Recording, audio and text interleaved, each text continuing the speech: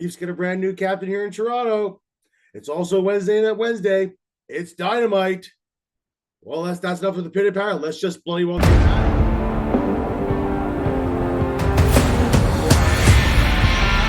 Starts today too with Swerve stands tall over Bryan Danielson.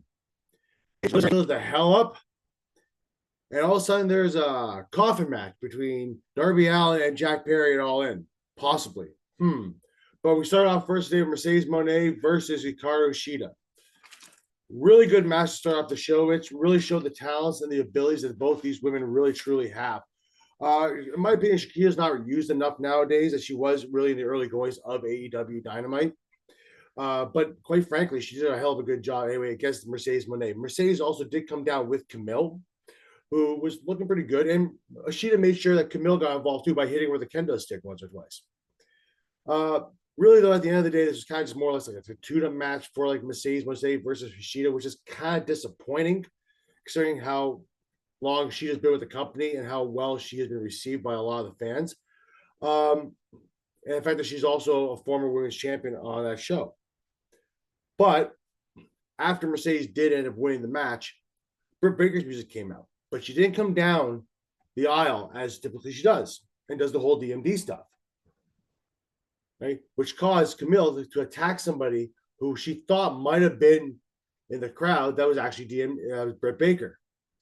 But Britt Baker ended up sneaking up behind, getting in the ring, and ended up taking a shots at Mercedes Moné, which eventually got Mercedes out of the ring, with Camille looking up to her on the ramp. This match is getting more and more intense every week as it is. They're trying to really build this up. And it's quite interesting to see what's going to happen. I said before last week's Dynamite that I do not think that Britt Baker is going to walk out with this title, but it's hard to say. Maybe she will. We'll find out probably the go home show that is in Cardiff next week, before AEW All In, to find out really what we think is probably with wrestling logic to see what's really going to happen there. But right now, it's looking like Britt's going to win. It's a good possibility she's probably not going to win, but we'll see. I still think it might be actually Camille that does this and wins, but we'll see. Funny part though, this match though too is Taz was actually like singing CEO while she's coming down the ring. Swerve Strickland versus Bryan Danielson. This is going to be probably Bryan Danielson's swan song.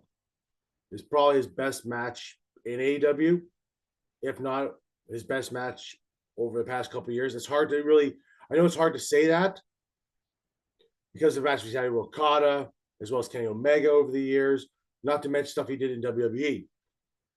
So, but this really still a little fire this match happening today. This match between Swerve and Wheeler Yuta.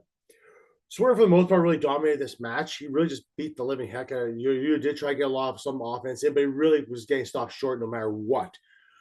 Swerve just showed why he is really truly is the best and why he is right now pretty much number one on the planet.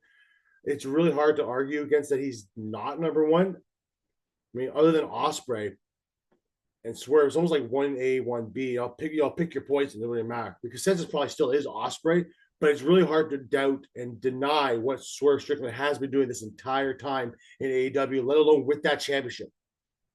Right? He's really done well. They're really pushing Swerve the way they should be switching Swerve. This match showed that Swerve is the champion. Wheeler Yuta isn't exactly in that category yet to be challenging for that title. So it showed in this match, which is great.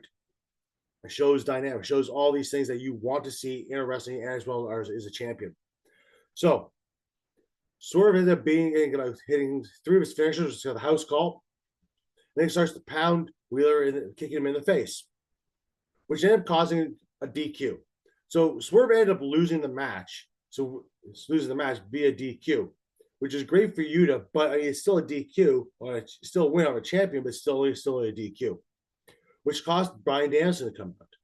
Danielson comes out, and Swerve hits him with the house call, and standing tall to end the show. This with a championship belt raised high.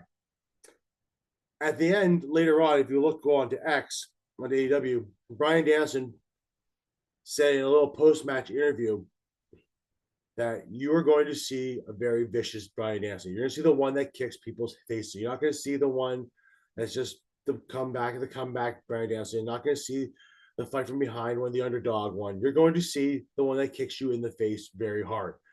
He mentioned too, I saw what you did with Hangman Page. Don't even think about coming to my house.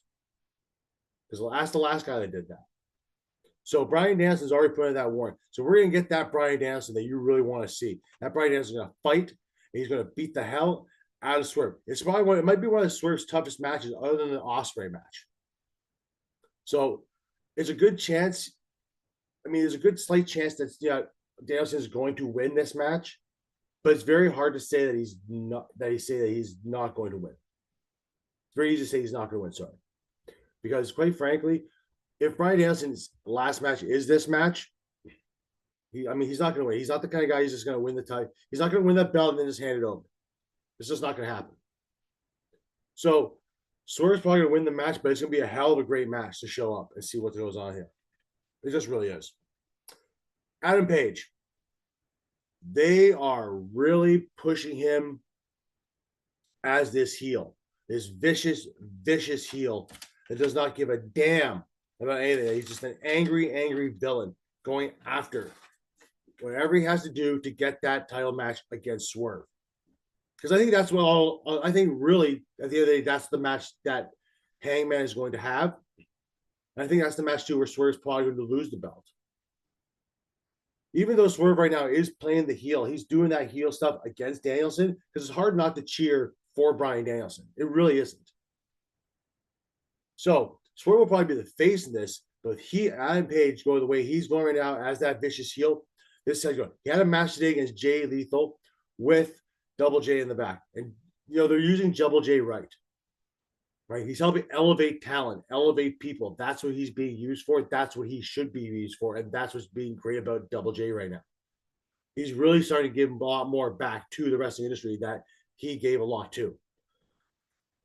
So Page ends up hitting a couple dead eyes on the apron there, really focusing up. He got some offense in on here, but not as much. Page, for the most part, really dominated this match as well.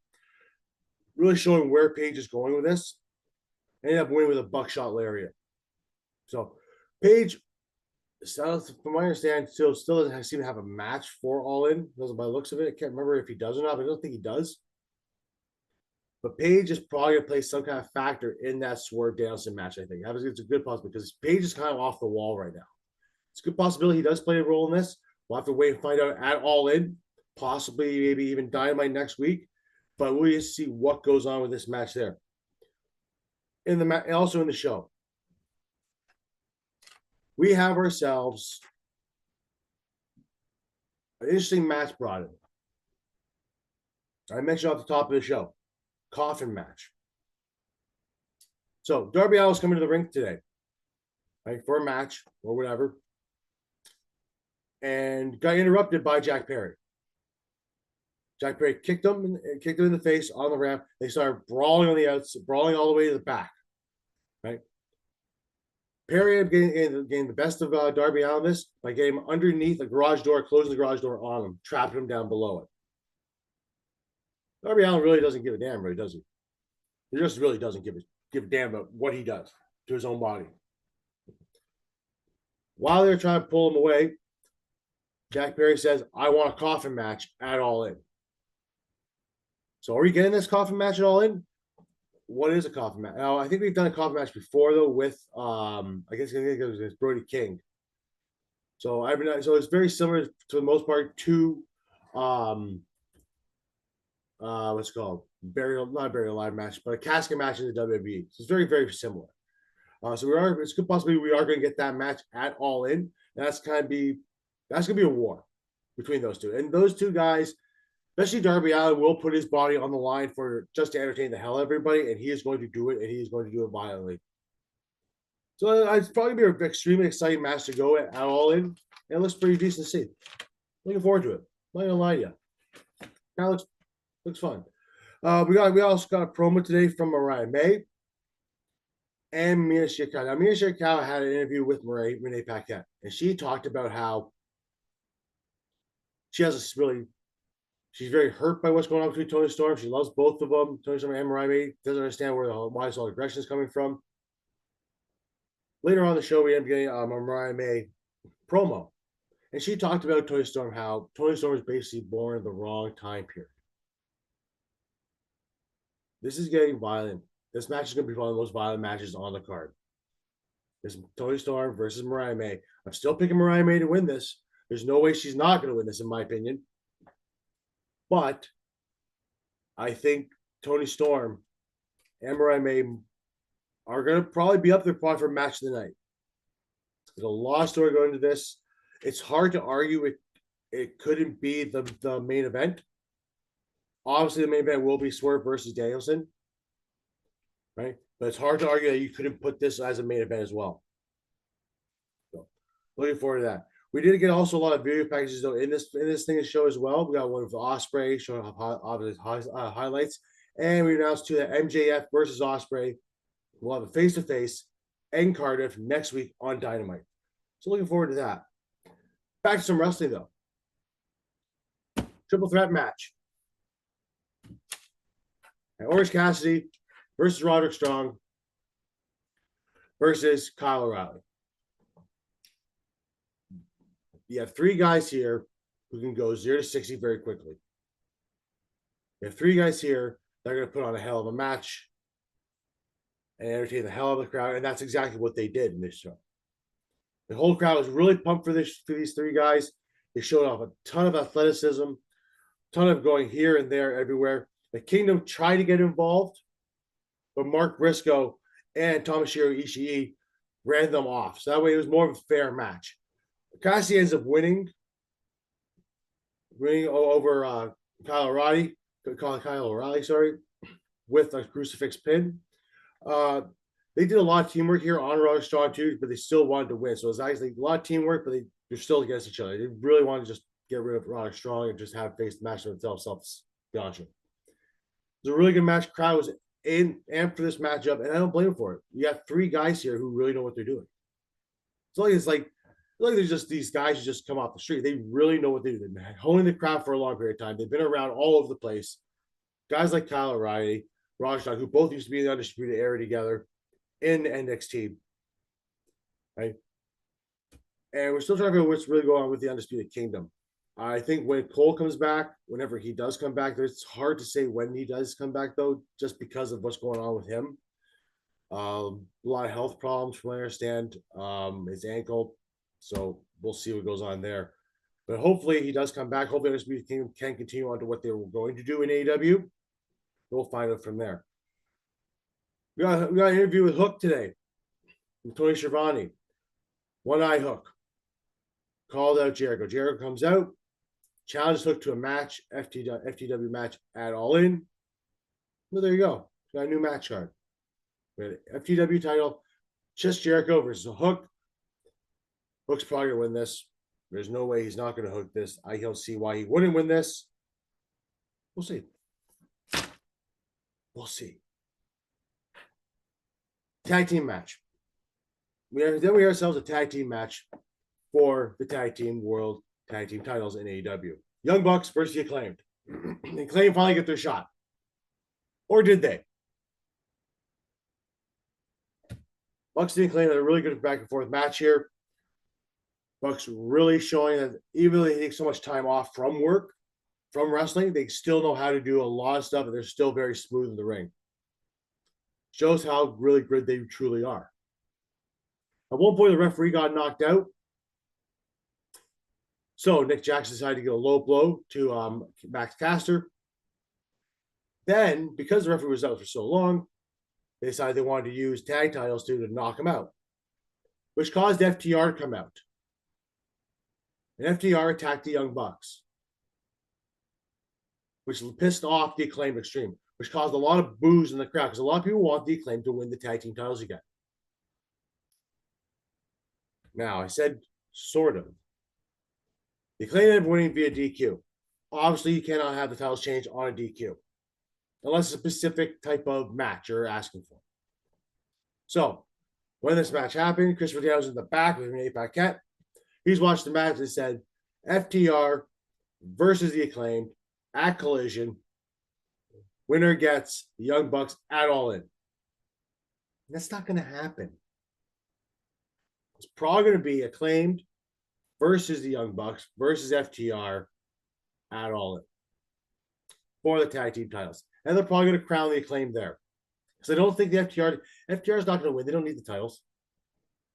The Young Bucks really don't need the titles at all either.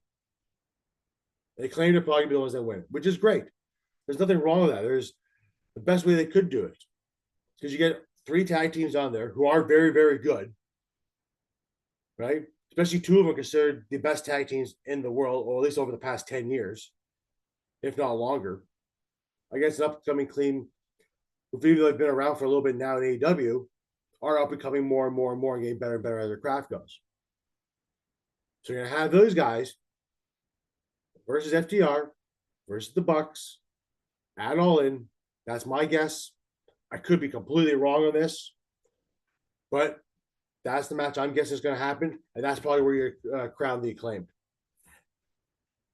So all in all, though, Dynamite was a good show. A lot of fun, a lot of wrestling, a lot of promos that really pushed more towards the feuds and pushed more towards All In. This is probably the best shows for Dynamite moving into All In. Next week being in Cardiff will be the go-home show. We should get a lot more questions answered and a lot more things to go. So everybody will probably be there at next week. And we'll have to see what happens. We did also get a promo from Pac, who is the American, I call it the American Championship, how he's upset by it. And he's going to try to go for his title shot at All Out. We also got a little segment between Okada versus Castagnoli. Claudio Castagnoli basically wants Okada, not the lackey Buck version. He wants the Okada from New Japan. The Rainmaker, the legend in New Japan. That's what we're getting. He's going to get that next week on Dynamite in Cardiff, apparently. But I thought it was supposed to happen this week. I guess some things, whatever, came into play. There's been a lot of travel issues from what I understand. And a lot of things are going on lately, just due to travel and weather and so forth. So we're getting that next week on AEW Dynamite. Other than that, folks, that was AEW Dynamite. Like I said, but there. This week, good show. It was a good show. Really pushed everything forward. Really showed the thing. Yeah, an action triple threat match. Go take a watch of this show. It's a really good match. Mercedes Mone versus Hikaru Shida was an excellent. They show a lot of technicality, a lot of ability of their skills. Go take a look at that. Go watch how Swerve really punishes Vila Yuta, right? And how this affects Danielson versus Swerve. It's going to be a hell of a good show. All in ends shaping up to be a very good card. So it'll be a very long card. They usually are. But it's going to be a good show. Very enjoyable. It's next week. Next Sunday, I believe. Let's get at her. Anyway, guys, that is AEW Dynamite review. Make sure you like, share, subscribe down below. Thank you for all your support. Thank you for all those things. Make sure you follow us on Twitter, TikTok, Instagram, YouTube, Spotify, Podbean, all those places and every other platform that we have on there. Take a DA Wrestling. Thank you very much. Guys, have a good day.